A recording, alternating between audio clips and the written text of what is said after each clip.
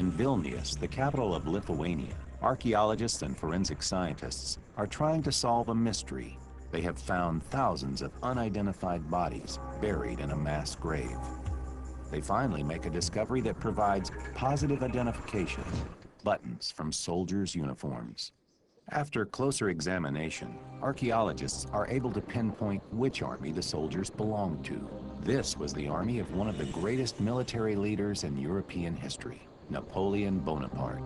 In the aftermath of the French Revolution, this one-time artillery lieutenant from Corsica rose through the ranks, crowned himself Emperor of France, and conquered much of Europe.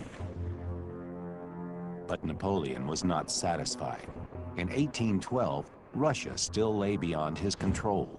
5 years earlier, Napoleon and the Tsar of Russia had signed an alliance against England, Napoleon's archenemy. But the Tsar defied Napoleon by continuing to trade with England. Now for Napoleon, it's payback time. Conquest has made me what I am, and conquest alone can maintain me. By June 1812, Napoleon gathers the largest army Europe has ever seen. It includes 500,000 men, 140,000 horses, and countless supply wagons. Back in Vilnius, Dr. Rimantas Jankauskas, an anthropologist at Vilnius University, has put together a startling portrait of Napoleon's invasion force. An illustrative majority was prevailing young males 20 to 25 years. Just few of them, less than 10%, were younger than 20, but some of them are as young as 15 years. Napoleon thinks he's prepared for anything Russia can throw at him. He reassures his generals he will defeat the Tsar in less than 2 months, long before the dreaded chill of the Russian winter. Napoleon spends 3 months chasing the Tsar's army across Russia towards Moscow. Intelligence reports say the Tsar is in the Russian capital to supervise its defense. The Tsar's scorched earth policy prevents the French from supplementing their supplies by living off the land. After 3 months, Napoleon's army is suffering a devastating toll. At the beginning, you had heat exhaustion. You had dehydration. During the first part of the campaign, the weather was hot and it was dry. You had exhaustion. You had rainstorms that muddied the roads up and caused wagons to be left behind and to collapse and soldiers to be stuck. As the campaign continued, you began to have diseases. The French finally reach Moscow on September 15, 1812, only to find it completely deserted. To Napoleon's amazement, the Russians have set fire to the city rather than allow the French to occupy it intact. As Moscow burns, Napoleon realizes that he will not be able to feed and supply his army through the long Russian winter. He is forced to think the unthinkable: retreat.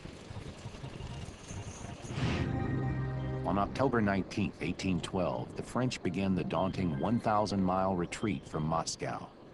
The line of troops is 50 miles long, and the worst of the Russian winter lies ahead. A couple of his vertebrae, backbones, that have traces of fractures from pressure. Dr. Jankauskas has also found evidence of the French soldiers' grueling This pace. is a case of so-called marsh foot. What happened from heavy physical load? Bones were breaking because of tiredness. The forensic evidence confirms reports that the French soldiers set a blistering pace, up to 25 miles a day, carrying 60-pound packs. Conditions rapidly begin affecting the troops, and tens of thousands of French soldiers either freeze or starve to death. Disease kills thousands more, yet Napoleon still refuses to concede defeat, as one of his soldiers recorded. It seemed as if the Emperor were expecting some miracle to alter the climate and end the ruin that was descending on us from every side. Alas, the Emperor deluded himself, and our ruin followed on his misfortune. When his army reaches the town of Vilnius, only about 20,000 of the 500,000 troops that began the doomed march to Moscow remain.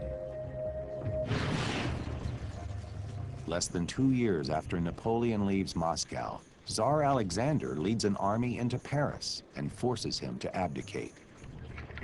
Long before his decisive defeat at Waterloo in 1815, Napoleon's losses in the frozen wastes of Russia would determine his fate. In fact, he lost 10 times more men in the Russian campaign than at Waterloo. After the retreat from Moscow, his grand army is only a memory, and his power fades with it. Less than 9 years later, Napoleon will die on the remote island of St. Helena.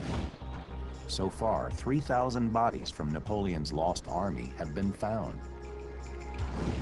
But if Russian historical accounts are accurate, there are another 34,000 bodies of Napoleon's soldiers in Vilnius yet to be discovered.